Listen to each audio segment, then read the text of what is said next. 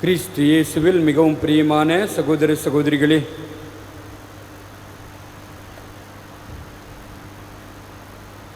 தோற்றமாற்றும் விழாவை நாம் இன்று கொண்டாடி கொண்டிருக்கின்றோம். நாம் வசிக்கும் இந்த அழகிய பூமியும் ஒவ்வொரு நாளும் மாற்றங்களுக்கு உள்ளாகி கொண்டு தான் இருக்கின்றது. நம்மிலும் இயற்கையிலும் மாற்றங்கள் நடந்து கொண்டு தான் இருக்கின்றது. மனிதன் ஒவ்வொரு நாளும் தன் உருவத்தில் மாற்றத்தை காண்கின்றான், தன் உடைகளில் மாற்றத்தை காண்கின்றான், தன் உணவில் மாற்றத்தை காண்கின்றான், தன் உறவுகளில் மாற்றத்தை காண்கின்றான். மாற்றம் ஒன்றுதான் மாறாமல் இருக்கின்றது. இயற்கை பல்வேறு மாற்றங்களை சந்திக்கின்றது. இந்த உலகம் இன்று இருப்பது போல் நாளை இருக்காது. நேற்றைய நாளில் இருந்தது போல இன்றைய நாள் இல்லை.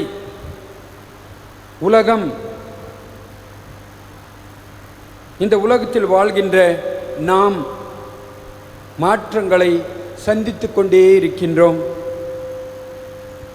இயேசுவின் உருமாற்றத்தை பாருங்கள். 2 நிகழ்வுகள் நம் கண்முன் இருக்கின்றன. ஒன்று, தந்தையாம் கடவுள் பூரித்து போகின்றார், அவர் உள்ளம் மகிழ்கின்றது.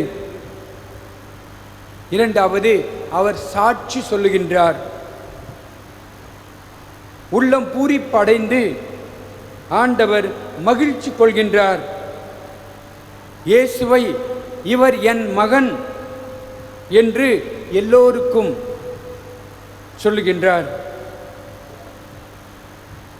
என் அன்பார்ந்த மைந்தன் இவரே என்று உரிமை கொண்டாடுகின்றார், சாட்சி சொல்லுகின்றார்.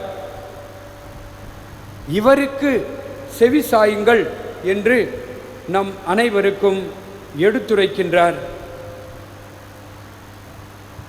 1000 மாற்றங்கள் நம்மில் நிகழ்ந்தாலும் இந்த மாற்றங்கள் எல்லாம் அடுத்தவர்களுக்கு மகிழ்ச்சியை கொண்டு வர வேண்டும். அதுதான் நல்ல மாற்றம்.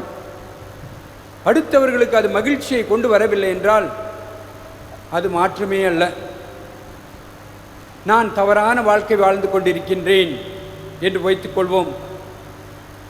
நான் மாறினால் என் தாய் தந்தைக்கு மகிழ்ச்சி, என் கணவன் அல்லது மனைவிக்கு மகிழ்ச்சி, என் பிள்ளைகளுக்கு மகிழ்ச்சி, என் சொந்த பந்தங்களுக்கு மகிழ்ச்சி, என் நண்பர்கள் சிநேகிதர்களுக்கு மகிழ்ச்சி. நான் இப்படி இருந்தேன், நான் இப்படியாக மாறியிருக்கின்றேன் என்று மற்றவர்களிடம் மாற்றங்களை எதிர்பார்க்கும் நாம் மாற வேண்டும் என்று நாம் ஆசிப்பதே கிடையாது. அன்பார்ந்த சகோதர சகோதரிகளே, கடவுளுடைய சந்தோஷத்தை பாருங்கள். மாற்றமடைந்த மனிதர்களால் மற்றவர்களுடைய அந்த சந்தோஷத்தை பாடுங்கள். குடும்பத்தில் சந்தோஷம், கணவன் மனைவி இவர்களில் சந்தோஷம், குழந்தைகளில் சந்தோஷம், சொந்த பந்தங்களில் மகிழ்ச்சி சந்தோஷம், நண்பர்கள். கடவுளும் நம்மில் மாற்றத்தை எதிர்பார்க்கின்றார். எப்படிப்பட்ட மாற்றத்தை எதிர்பார்க்கின்றார்? மன மாற்றத்தை எதிர்பார்க்கின்றார். நீங்களும் நானும் மனம் மாறுகின்ற பொழுது கடவுள் சந்தோஷப்படுவார். கடவுள் மட்டுமல்ல, இறைமகன் இயேசு சந்தோஷப்படுவார், தூய ஆவியானவர் சந்தோஷப்படுவார், விண்ணகத்தில் உள்ள எல்லா புனிதர்களும் தூதர்களும் மகிழ்ச்சி அடைவார்கள். ஒரு மனம் மாறிய பாவியை குறித்து விண்ணகத்தில் பெருமகிழ்ச்சி உண்டாகும் என்று நாம் பைபிளில் படிக்கின்றோம். இயேசுவின் தோற்ற மாற்றம் இயேசுவின் வாழ்வில் அவருக்கு கிடைத்த ஒரு இறை அனுபவம் என்று தான் நாம் சொல்ல வேண்டும். இயேசுடைய வாழ்க்கையை நாம் அலசி பார்த்தோமே என்றால், அவர் பகிரங்க வாழ்க்கையின் தொடக்கத்தில் யோர்தான் நதியில் அவர் ஞானஸ்தானம் பெறும் பொழுது இறை அனுபவத்தை பெறுகின்றார்.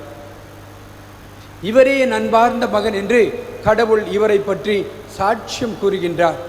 தூய ஆவியானவர் இவர் மீது இறங்கி வருகின்றார். ஒரு பெரிய இறை அனுபவம். இயேசுவின் பகிரங்க வாழ்க்கையின் மத்தியில் இன்றைய நற்செய்தியில் நாம் வாசித்தது போல தோற்ற மாற்றத்தின் பொழுது இன்னொரு பெரிய இறை அனுபவம். மீண்டுமாக அந்த கடவுளுடைய அந்த வாய்ஸ் கேட்கப்படுகின்றது. இவர் என் அன்பார்ந்த மைந்தர், இவரிடம் நான் பூரிப்படைகின்றேன், இவருக்கு செவி சாயுங்கள் என்று. மூன்றாவதாக அவருடைய பகிரங்க வாழ்வின் முடிவு. ஒரு பெரிய இறை அனுபவம். கல்வாரியில் இயேசு சிலுவையில் தொங்கும் காட்சி. துன்பங்கள் அனுபவித்து சிலுவையில் அவர் மரணம் அடையும் அந்த சமயம், அதுவும் ஒரு பெரிய இறை அனுபவம் தான். அவர்தான் கடவுளுடைய மகன். அன்பார்ந்த சகோதர சகோதரிகளே, ஒவ்வொரு முறையும் நாம் ஆலயத்திற்கு வரும் பொழுதும், ஒவ்வொரு முறையும் நாம் திருப்பலியில் பங்கெடுக்கும் பொழுதும் நாமும் இறை அனுபவத்தை பெறுகின்றோம்.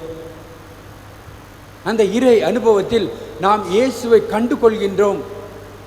இயேசுடைய வார்த்தைகளை நாம் கேட்கின்றோம். இயேசுவை நாம் உட்கொள்கின்றோம். இந்த இறை அனுபவம் நம்மை மாற்ற வேண்டும். ஆனால் இந்த உலகத்தில் இன்றைய நாட்களில் நாம் பார்த்தோம் என்றால் சஞ்சலமான ஒரு உலகம். எங்கு பார்த்தாலும் சப்தங்கள். காலையிலிருந்து மாலை வரை 24 மணி நேரம் × 7 டிவியில் ஓடிட்டே இருக்கும் சப்தம். செல்ஃபோனில் பேசிகிட்டே இருப்போம். இயர்ஃபோனில் காதுகளில் இயர்ஃபோனை வச்சு கேட்டுக்கொண்டே இருக்கின்றோம். இதன் மத்தியில் கடவுள் நம்மை பார்த்து, நீ என்னுடைய அன்பார்ந்த மகன், நீ என்னுடைய அன்பார்ந்த மகள் என்று சொல்லும் இந்த வார்த்தைகள் நமக்கு கேட்கின்றனவா? இதோ இப்பொழுது நம் அனைவரையும் பார்த்து கடவுள் சொல்லும் வார்த்தைகள், நீ என் அன்பார்ந்த மகன், நீ என் அன்பார்ந்த மகள், உன்னிடம் நான் பூரிப்படைந்துள்ளேன் என்று அவர் நம்மை பார்த்து சொல்ல முடியுமா? கடவுள் முன்னிலையில் நாம் இருக்கின்றோம். நீ என்ன, எனக்கு ரொம்ப இஷ்டம், நீ என்ன, நான் சந்தோஷப்படுறேன். கடவுள் நம் வாழ்க்கையை பார்த்து இந்த வார்த்தைகளை சொல்லுவாரா? அவ்வாறு சொல்லதான் வேண்டும். நாம் வாழ்ந்து காட்ட வேண்டும். நல்ல வாழ்க்கை, நல்ல கிறிஸ்துவ வாழ்க்கை, அன்பான வாழ்க்கை நாம் வாழ்ந்தோமே என்றால் கடவுள் கண்டிப்பாக உங்களையும் என்னையும் பார்த்து, நீ என் அன்பார்ந்த மகன், உன்னில் நான் மகிழ்ச்சி அடைகின்றேன், இந்த வார்த்தைகளை நாமும் நம் காதால் கேட்போம், கேட்க வேண்டும். அவ்வாறான வாழ்க்கைக்கு இந்த திருப்பலியில் தொடர்ந்து ஜெபிப்போம். இறைவன் நம் அனைவரையும் நிறைவாக ஆசீர்வதிப்பாராக. ஆமீன்.